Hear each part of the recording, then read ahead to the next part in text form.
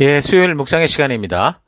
내가 부족하고 모자라도 하나님이 세우신 파수꾼의 사명을 포기해서는 안 된다. 내가 부족하고 모자라도 하나님이 세우신 파수꾼의 사명을 포기해서는 안 된다. 자, 이런 제목으로 오늘 묵상 또 나누겠습니다. 자, 어제까지 우리는 열왕기서의 이제 서론적인 부분들을 먼저 살펴봤습니다. 항상 어떤 성경을 보려고 하든지 그 성경의 그 역사적인 배경과 기록 목적 이런 것들을 먼저 살피는 것은 성경을 바르게 묵상하는 데 있어서 굉장히 중요하다고 그랬죠. 자, 이런 사실 잊지 마시고 본문을 여러분 읽어가다가도 어떤 부분에서 좀 막힌다면 다른 것을 세밀히 살피기도 해야 되지만 무엇보다 먼저 이 본서의 기록 목적 그리고 역사적인 흐름, 이 흐름을 중심으로 잘 고민해 보면 보다 더 본문에서 어긋나지 않는 그런 해석과 그런 묵상들을 해갈 수 있습니다. 자, 이런 사실 잊지 마시고 오늘부터 계속되는 이 열왕기서의 본문으로 이제 들어가 보도록 하십시다. 자, 우리가 한 장도 빠지지 않고 살피지만 그렇다고 뭐 한 구절 한 구절 단락을 다 나누는 건 아닙니다. 스스로 여러분들이 성경을 읽어감에 있어서 막히는 부분들이나 또는 해설이 좀 필요한 부분들을 다루어 나가고 있는 거죠. 그러니까 성경을 살펴가는 주체는 여러분들이라는 거예요. 직접 읽어가고 한 장 한 장 살펴가는 거죠. 거기에 이제 막힘이 없도록 제가 돕는 것이고 가이드하는 거고 인도하고 있다라는 거 잊지 마시고, 그래서 여러분들이 성경 본문을 읽어가고 해석감에 있어서 막힘이 없도록 최선을 다해서 도울 테니까 여러분들은 이 성경을 한 장도 빠지지 말고 차분히 이 흐름을 따라 살펴갈 수 있도록 하기 바랍니다. 자, 이제 열왕기서의 이제 구조 같은 경우는 크게는 이제 1장에서 11장 통일왕국 시대, 그리고 12장에서 22장 분열왕국 초기 시대 이렇게 볼 수 있습니다. 그러니까 열왕기서 전체는 다윗이 늙어서 솔로몬으로 정권이 넘어가는 그 사건부터 시작해서 결국 분열왕국, 그리고 파멸, 그리고 이제 그 포로로 잡혀간 곳에서 이제 어떤 일이 있었다 아주 잠깐 그렇게 다루게 되죠. 그러니까 사울과 다윗과 또 오늘부터 살피는 솔로몬의 경우 통치 기간이 각각 40년이었으니까 이스라엘 역사 속에서 통일 왕정 시대는 120년 정도다 이렇게 볼 수 있겠죠. 자, 그래서 먼저 1장에서 10장까지 보면 솔로몬이 왕이 되면서 이제 그 초기 나라가 이제 안정되어지고 그 정권이 넘어가는 그런 소식들이 이제 시작이 됩니다. 자, 그런데 이제 이야기 시작 부분에서는 이제 다윗의 이야기로 이제 시작이 되죠. 1장 1절부터 보면 다윗이 이제 나이 많아서 이제 뭐 이불을 덮어도 따뜻지 않았던 것 같아요. 그래서 이제 그 시종들이 그래서 그러면 왕을 좀 따뜻하게 할 만한 어떤 사람을 좀 구하자 이래가지고서 수넴 여자 아비삭이라는 이 여자 젊은 여자를 데려다가 왕을 받들고 섬길 수 있도록 어떻게 보면 첩이나 이런 식으로 준 거예요. 근데 이제 왕이 이 여인과 잠자리는 같이 안 했다. 이제 이렇게 얘기를 합니다. 그러니까 천하의 다윗 왕도 어떻게 되는 거예요? 늙는 거예요. 하나님이 창조하셨던 그 길, 사람은 반드시 하나님이 그 창조하신 그 길을 따라 가게 돼 있다라는 거죠. 자, 그래서 다윗이 늙어서 이불을 덮어도 몸에 온기가 떨어진다고 하는데 다윗이 지금 30세에 유다 지파의 왕이 됐고 그리고 37세에 이스라엘 전체의 왕이 돼서 총 통치 기간한테 40년을 했으니까 지금 나이로 따지면 거의 70세는 됐다고 볼 수 있겠죠. 뭐 다윗의 젊은 날 우리가 살핀 것처럼 하도 고생이 심해서 병이 뭐 일찍 들어온 건지도 모르겠어요. 어찌 됐든 다윗은 초기에는 뭐 외부로 뭐 아무튼 왕명 생활에 뭐 숱한 전쟁 이런 것 때문에 온갖 풍파를 겪었었고 말년에는 또 우리가 살폈던 것처럼 내부적으로 이제 집안에 불화들이 생기고 반란, 살인, 음모 이런 것들로 인해서 아마 심신이 지칠 대로 지쳐있는 그런 상황일 수 있겠죠. 뭐 어찌됐든 그냥 일상적인 일을 이야기하는 것처럼 보이는 이 본문을 여러분 좀 유의 깊게 잘 보면 현재 다윗과 그 나라를 이끌어가는 리더들이 지금 어떤 생각을 가지고 있는가라는 걸 파악할 수 있습니다. 그러니까 다윗이 지금 늙어서 추우니까 젊은 여자를 구해내라 라고 한 것도 아닌데 그 밑에서 있는 시종들 신하들이 그 말하자면 그 다윗의 주변을 돕고 있는 리더들이 그 추워하고 힘들어하는 왕을 위해 따뜻한 방을 뭐 만든다든가 뭐 좋은 이불을 준비하는 그런 게 아니고 왕의 수종 그러니까 말이 수종을 드는 거지. 말 그대로 다윗이 늙은 나이에 그냥 좀 젊고 싱싱한, 뭐 이렇게 표현하기 뭐하지만 젊고 생생한 그런 어떤 그 여자들을 그냥 데리고, 어떻게 보면 데리고 놀아라 이런 거죠. 그런 후궁을 이제 들여놓으러 한 거예요. 이게 지금 그 다윗의 주변을 둘러싸고 있었던 그 시종들이든 부하들의 생각이었다라는 거죠. 그러니까 이런 배경을 통해서 우리는 그 당시 다윗이 그래도 하나님의 법도와 규례가 서가는 그런 나라를 세우고자 굉장히 애썼을 건데, 그런 나라를 책임지고 함께 이끌어가는 리더들이 생각하는 수준이 지금 어느 정도의 상태인가라는 걸 볼 수 있고요. 이런 식의 조치를 당연하게 생각하는 사람들이 주도하는 사회가 과연 이 사회는 어떻게 흘러가고 있었을까라는 걸 우리가 감잡을 수 있어야 됩니다. 그러니까 아무것도 아닌 것 같지만 이 사회에 벌어지는 풍토와 이 전체 이 리더들, 이끄는 사람들이 그 결정하는 그런 결정들, 이런 것들을 보면서 이 사회가 어떤 분위기일 수 있겠구나라는 걸 알 수 있다는 거죠. 오늘날 한국 사회 같은 경우도 정권이 바뀔 때마다 그들이 추구하고 그들이 집중하는 가치들이 다르다 보니 별 이상한 일들이 막 벌어질 때가 있지 않습니까? 그걸 보면서 이런 수준이구나라는 걸 우리가 알 수 있는 것과 같은 거죠. 자, 근데 다윗 같은 경우는 어쨌든 뭐 자신이 젊어서 그렇게 이제 욕종으로 인해서 치명적인 그 아주 실수를 경험했잖아요. 여자 때문에 결국 실수를 하게 됐었는데, 그래서 이제 그 뒤에도 보면은 굳이 이제 4절에 다윗이 잠자리는 갖지 않았다, 이런 얘기를 하는 걸 보면 이제 더 이상 그가 그런 죄악들을 반복하지 않았던 것을 볼 수 있습니다. 그러니까 바세바 사건으로 인해서 저지른 죄악에 대해서 하나님께서 나단 선지자를 통해 지적하실 때 다윗은 하나님의 질책을 듣고 정말 철저히 회개했고 바르게 돌아섰었죠. 그게 이제 증거가 시편 51편의 시라고 볼 수 있는데, 거기 보면 참회의 시라고 나오는데, 거기 설명을 보면 바로 이런 죄, 바세바를 범하고 난 죄를 짓고 나단에게 지적받고 난 다음에 회개하며 지었던 시다라는 걸 알 수 있어요. 그런 참회와 용서를 철저히 구하는 처절한 회개를 하고 나서 또다시 그런 죄를 반복했다라고 볼 수는 없겠죠.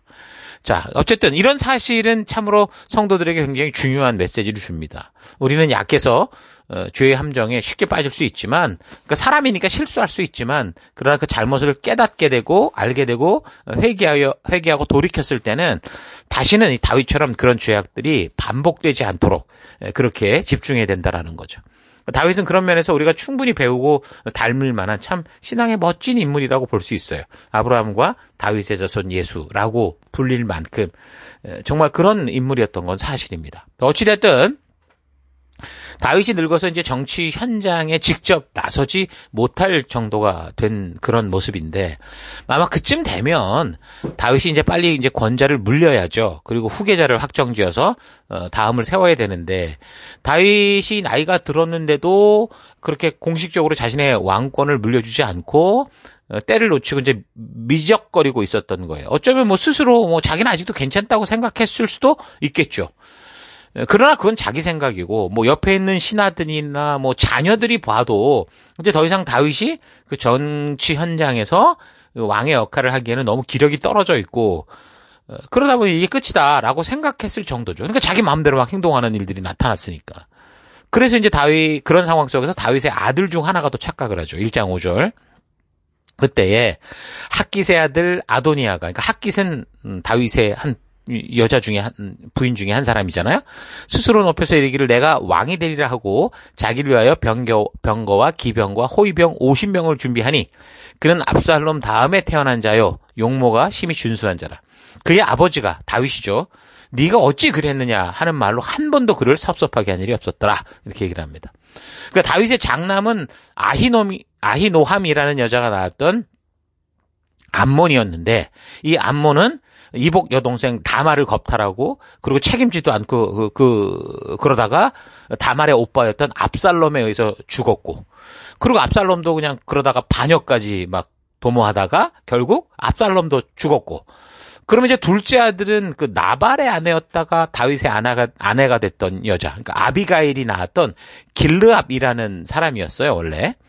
그의 출생의 뭐 소식 외에는 다른 언급이 없습니다. 어쨌든 길르압은 역대상 3장 1절에서 길르압이 아니라 다니엘이라고도 언급이 돼 있는데, 암몬과 살롬이 죽은 후 넷째 아들 아도니아가 다윗의 장남 행세를 한 사실을 미루어 보면 사실은 길르압이 둘째 아들이었는데도 아마도 길르압이 죽지 않았을까라고 추정을 하게 되는 거죠.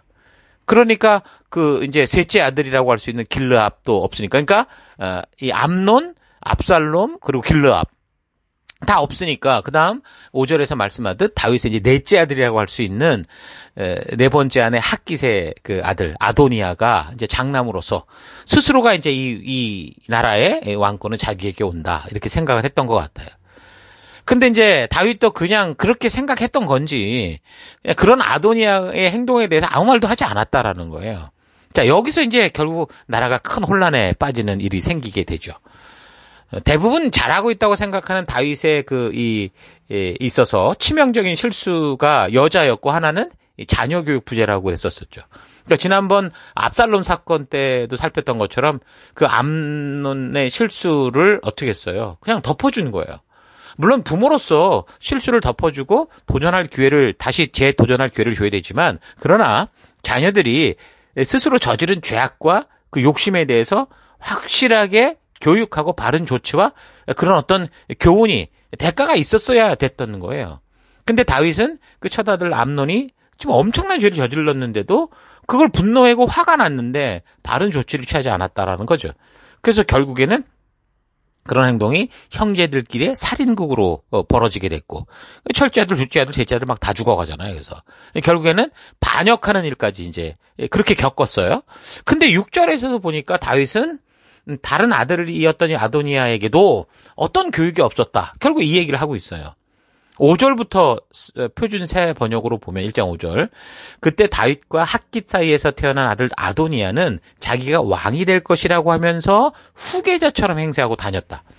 자신이 타고 다니는 병거를 마련했고 기병과 호위병 50명을 데리고 다녔다. 그런데도 그의 아버지 다윗은 아도니아를 꾸짖지도 않고 어찌하여 그런 일을 하느냐 하고 한 번도 묻지 않았다. 그는 압살롬 다음으로 태어난 아들로서 용모가 뛰어났다. 이렇게 말하고 있어요. 그러니까 한 번도 그를 섭섭하게 한 일이 없다라는 이것이 얼핏 보면 그냥 부모가 참 자녀를 이렇게 여유롭게 키웠나 보다 이렇게 생각할 수도 있지만 자녀들이라는 게 어때요? 실수하기 마련이에요. 그러니까 아이들은 다 실수를 절제해가며 성장하게 돼 있거든요. 또 교육하려다 보면 어떻게 해요? 실수하고 욕심 있고 자기 이기적이잖아요, 애기들은. 근데 그거를 교육하고 이타적으로 만들려고 하면 당연히 부딪힐 수밖에 없거든요. 그런데 이 성경은 한 번도 다윗이 그를 섭섭하게 한 일이 없다라고 하는 걸 봤을 때는 결국 아버지로서의 온전한 교육이 없었다. 그런 말과 같은 거죠. 그래서 또 다윗의 아들 중 하나인 아도니아가 스스로 높아지려고 하는 행동을 하는 거예요. 어쩌면 아도니아의 잘못이라기보다 그런 행동을 할 때 조심시키고 바르게 준비되도록 가르치지 않은 다윗이 만든 결과라고도 할 수 있죠. 그래서 아버지 다윗이 자신이 왕의 후계자인 것처럼 행하고 다녀도 다른 말을 하지 않는 이런 걸 보니까 아도니아가 그렇게 해도 아버지가 별말 안 하는 거 보니까 아버지도 그렇게 생각하는가 보다라고 생각을 하고 스스로 이제 왕이 되려고 한 거죠. 아버지를 무시하겠다는 게 아니라 이게 그냥 절차니까. 그런데 결론적으로는 어떻게 됐어요? 아도니아가 아니라 솔로몬이 왕이 됩니다. 그래서 결국 왕궁에 또다시 이제 피바람이 불게 되는 거예요. 아도니아가 스스로 이제 왕이 되려고 아예 그냥 일을 벌였죠. 그래가지고 사람들을 설득하고 자기 쪽으로 몰고 이래가지고서 막 잔치를 벌였는데, 근데 그런 일을 보면서 이제 나단 선지자와 솔로몬의 어머니였던 밧세바가 다윗에게 가서 이제 그 옛날 얘기를 해가면서 사실 솔로몬을 왕으로 세우기로 하지 않았냐. 이런 일이 되고, 그래서 결국에는 다윗이 공식적으로 이제 솔로몬을 왕으로 인정을 하죠. 그래서 이제 아도니아 같은 경우는 본의 아니게 아버지의 허락도 없이 스스로 왕이 되려고 했던 이 반역자가 된 그런 상황이 된 거예요. 그래서 이제 어쨌든 이제 왕이 된 건 솔로몬이니 솔로몬이 두려워서 성전으로 뛰어들어가서 이제 제단불을 잡고 이제 살려달라. 그래서 어쨌든 목숨을 건지게 됩니다. 제단뿔이라는 건 이 번제단의 그 내 모퉁이에 튀어나온 그 돌기 부분이거든요. 그러니까 제사를 드릴 때 거기에 이제 짐승을 매기도 하고 거기에 불을 태워서 이제 희생 제물을 드리고 피도 바르고 이러는 거. 그러니까 성경에서 뿔이라는 건 보통 힘과 능력을 상징해요. 그래서 제단의 뿔 이러는 거는 하나님께로부터 임하는 능력과 힘을 상징한다고 생각을 했어요. 또한 그러한 하나님의 힘과 능력으로 약자와 억울한 자와 및 죄인들을 보호하시는 하나님의 은혜를 생각하기도 하는 거였는데, 그래서 그런 제단의 뿔을 잡았다라는 것은 이런 나의 억울함과 나의 이런 어떤 이 불안함을 해결해 주십시오 이런 거죠. 그러니까 하나님의 은혜와 보호를 호소하는 그런 상징적 행위예요. 그래서 이제 그 아도니아가 솔로몬이 두려워서 제단 뿔을 잡았던 거예요. 자, 근데 이처럼 제단 뿔을 도피처로 삼는 행위가 언제부터 시작됐는지는 확실치 않아요. 성경에 그렇게 나온 적은 없으니까.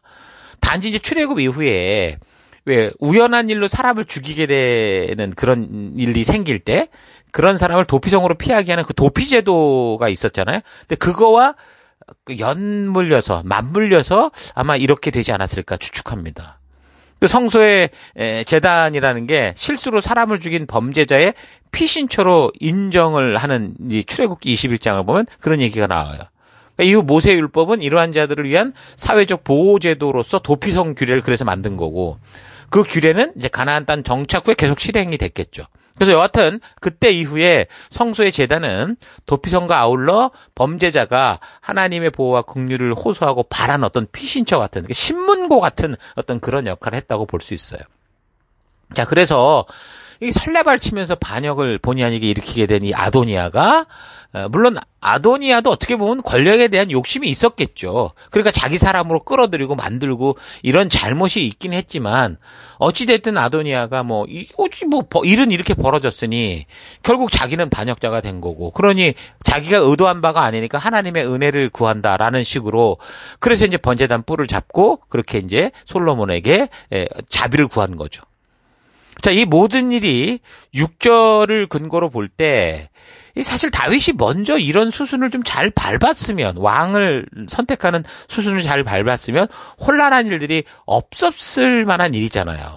그러니까 이 바른 자녀 교육, 이거는 참으로 중요한 거예요. 부모로서 이거는요, 그냥 묻고 할 일이 아니라는 겁니다.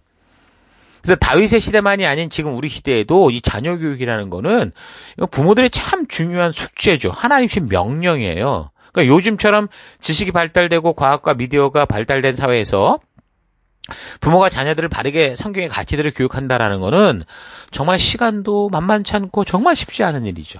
학교를 보내니 우리가 교육하는 게 아니라 학교에서 지식은 잘 배워오는데 성품이나 삶에 있어서 우리 부모가 또 자녀를 교육할 수 있는 시간들이 그렇게 많지도 않아요. 근데 바른 자녀 교육은 너무너무 중요한데, 성경적으로 볼 때 이거는 정말 그 어떤 것보다 가장 우선이 되는 사명인데, 그리고 또 사실 그러다 보니 하나님이 만든 이게 어떤 이 나라, 이 온 세계가 존재하는 법칙 아닙니까? 한 가정에서 자녀가 되고 바르게 자라야 그래야 또 다음 세대를 만들고. 그러니까 온 세계가 주목하는 일인데, 근데 우리도 이런 사실을 잊지 말고 우리 또한 각 가정에서나 또 교회도 함께 우리가 협력을 해서 우리의 다음 세대들을 무엇보다 이 말씀의 바른 가치를 따라 스스로를 절제하고 스스로를 그 길을 따라가게 할 수 있는 그런 지혜를 우리가 함께 모아서 힘써야 된다는 거 잊지 않았으면 좋겠습니다. 자, 오늘 하루 나는 자녀일 수도 있고 또 부모일 수도 있을 건데, 자녀로서 볼 때 부모님의 그 바른 성경적 가치 교육에 좀 성실하게 내가 훈련되고 있는지, 아니면 부모님들의 교육에 성실하지 않은 태도로 무관심한 삶을 사는지, 또 부모라면 비록 자녀들이 사춘기에 또 이미 성장한 성인이라고 하더라도 바른 말씀의 가치대로 가르치고 온전하게 하나님의 말씀과 법도와 규례의 길로 인도하려고 하는지, 아니면 자녀 교육이 쉽지 않기에 거의 포기 상태로 그냥 그렇게 좀 방치하고 있는지 좀 차분히 되돌아봤으면 좋겠습니다. 우리는 부모로서도 또 자녀로서도 스스로를 생각해 볼 때 늘 부족하고 모자란 분이 많습니다. 모자란 부분이 많습니다. 그러나 이전에도 얘기했듯이 그렇게 부족하고 스스로 실수하며 많은 실패를 했더라도 하나님께서 맡기신 청지기, 파수꾼의 역할은 반드시 해야 된다는 거, 이건 잊지 말아야 돼요. 내가 잘할 수 있는 실력이 있어서 교육하는 게 아니고요. 내가 부족하고 연약해도 하나님 주신 내 자녀이기에, 나에게 맡기신 영혼이기에 하나님의 뜻이요, 하나님께서 부모들에게 주신 명령이요, 하나님이 세우신 법도와 규례이기에 우리는 우리 자녀들을 하나님의 뜻에 바르게 살 수 있도록 가르치고 인도해야 되는 거예요. 신명기 6장 4절. 이스라엘아 들어라. 주는 우리의 하나님이시요 주는 오직 한 분뿐이시다. 너희는 마음을 다하고 뜻을 다하고 힘을 다하여 주 너희 하나님을 사랑해라. 내가 오늘 너에게 명하는 이 말씀을 마음에 새기고 자녀에게 부지런히 가르치며 집에 앉았을 때나 길을 갈 때나 누워있을 때나 일어나 있을 때나 언제든지 가르쳐라. 누구에게 말하는 거예요? 부모에게 자녀를 이렇게 가르치라고 말하는 거죠. 그러니까 하나님의 뜻을 바르게 가르치는 것은 부모들의 최고의 사명이고 하나님신 이 하나님의 나라를 이어갈 수 있는 유일한 희망인 거예요. 그래서 먼저 하나님을 전심으로 부모가 사랑하고 하나님께서 전해 주신 하나님의 법도와 규례를 부모가 먼저 자신의 몸에 새기고 마음에 새기고 삶의 가치관으로 삼고 그 말씀대로 순종하면서 자녀들에게도 부지런하고 바르게 하나님의 뜻을 전하는 거. 이게 부모에게 주신 하나님의 명령이다라는 사실을 잊지 마십시오. 자, 이런 사실 잊지 마시고 여러분들의 삶의 현장 곳곳에서 특별히 가정 안에서 무엇보다 하나님의 말씀과 법도와 규례를 따라 바르게 교육하고 또 배우고 그래서 온 가정이 하나님이 거하시는 성전이 될 수 있도록 부모와 자녀 모두가 함께 힘을 모아야 됩니다. 그래서 아버지는 가정의 거룩한 제사장이 되어서 가정을 바르게 하나님께로 인도하는 그런 삶을 살아야 되는 거죠. 하나님의 뜻과 성경은 교회가 아니라 가장 먼저는 가정에서 아버지에게 전달됐고 전해지도록 훈련이 됐다라는 훈련되는 것이 하나님께서 말씀하신 성경의 원리다라는 거 잊지 마시고 그런 하나님의 뜻대로 우리 삶의 현장에서 순종하는 거룩한 부모 또한 우리 각자가 거룩한 자녀가 될 수 있기를 주의 이름으로 축원합니다. 저를 하루도 힘내십시오. 잠시 기도하겠습니다. 하나님께서는 모든 사람이 가정의 부모님 밑에서 태어나게 하셔서 그 부모들로부터 바르고 온전하게 배워 하나님의 백성답게 자라갈 수 있도록 창조하셨는데 여러 가지 이유로 바르고 온전하게 부모님의 가르침에 성실하지 못하고 또한 부모로서도 정말 가르치기 힘든 것으로 인해 자녀들 끝까지 바르게 하나님의 길로 인도하지 않고 방치하는 삶을 살아온 것을 회개합니다. 자녀라면 하나님의 뜻과 말씀을 가르치는 부모님들의 가르침을 바르고 온전히 귀 기울여 배우고 부모라면 비록 가르치는 것이 결코 쉽지 않으나 하나님께서 자녀들의 청지기여 파수꾼으로 세운 이 사명을 끝까지 잘 감당해가는 우리가 되길 원합니다.